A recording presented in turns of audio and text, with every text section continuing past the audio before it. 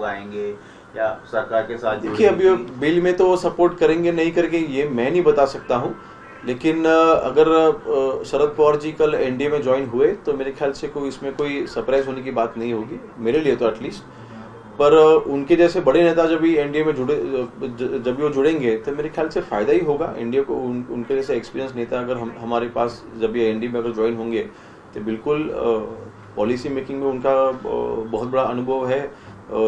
भारत देश की राजनीति में उनका बहुत बड़ा सहयोग आज तक रहा है, तो मेरे ख्याल से ऐसी बड़ी व्यक्ति जब भी साथ में तो अच्छी बात होगी। दूसरा एक सवाल है कि 15 अगस्त आ रहा है तो हर साल कुछ ना कुछ सरकार प्रिकॉशन लेती है, अलर्ट भी रहती है, तो इस बार क्या खास है, क्या ब्रीफिंग ली जा रही है और किस तरह के निर्देश?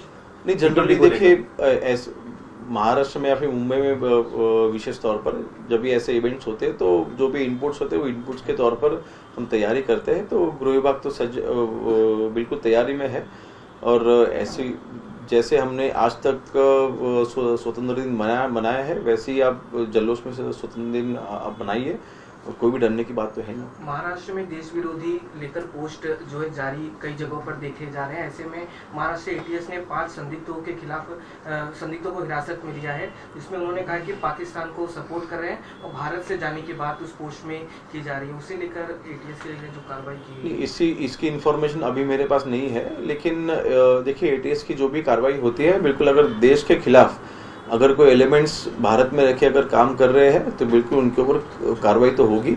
और हमारी दुश्मनी देश के साथ में अगर उनके फेवर में ऐसे कोई स्टेटमेंट करना या फिर उनके फेवर में कुछ बोलना तो मेरे ख्याल से देशद्रोही होता है, तो मेरे ख्याल से उस एटीएस उनके हिसाब से कार्रवाई तो करेगी।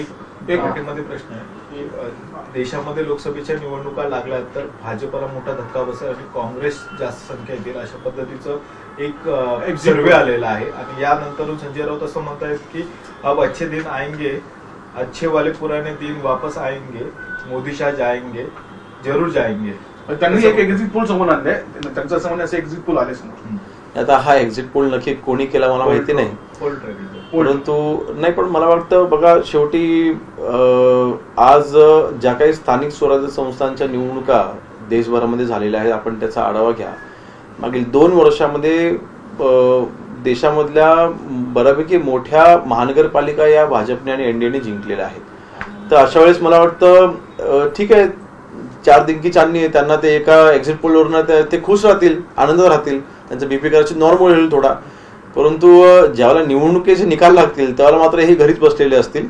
जनता ही माननीय नरेंद्र मोदी साहेबांवरती विश्वास ठेवून आहे, एनडीए वरती विश्वास ठेवून आहे, त्यामुळे देशाला नरेंद्र मोदी साहेबांपेक्षा दुसरा कुठलाही पर्याय असूच शकत नाही। झालेलं आंदोलन आता झालेलं आंदोलन आणि राम मंदिर चोरी या 2 मुद्द्यावरती भाजपाला फीडबॅक बसेल मोठा प्रमाण मोठा, आणि त्याच्यामुळे धक्का लागेल आणि त्याचा फायदा काँग्रेसला होईल। हे ते स्वप्न बघतायत, हे दिवसा बघणारी ही त्यांची मला वाटतं ही त्यांची स्वप्न आहेत, दिवसात दिसणारी त्यांची स्वप्न आहेत, त्यांना स्वप्न बघू देत ना, काही अडचण नाही। पण मला वाटतं वस्तुस्थितीला आधारून आज सीजेपीचं तिथे जे काही आंदोलन झालं, तरुण तिथे जोडला गेला, पण एक आंदोलन झालं म्हणून अण्णा हजारे साहेबांचं आंदोलन झालं त्यावेळेला सरकार पडलं, त्यावेळेला जनतेमध्ये मोठ्या प्रमाणात भ्रष्टाचाराचा रोष होता। ठीक आहे, आज तरुणांच्या ज्या मागण्या आहेत त्या मोदी साहेब आज पूर्ण करतायत। मोदी साहेबांनी भूमिका स्पष्ट केलेली आहे की तरुणांच्या ज्या काही समस्या आहेत त्या सोडवण्यासाठी आम्ही कटिबद्ध आहोत। आपल्यामधलं कोऑर्डिनेशन, आपल्यामधला संवाद हा वाढला पाहिजे, या मताचे मोदी साहेबांनी तो संवाद मोदी साहेबांनी स्वतः चालू पण केला।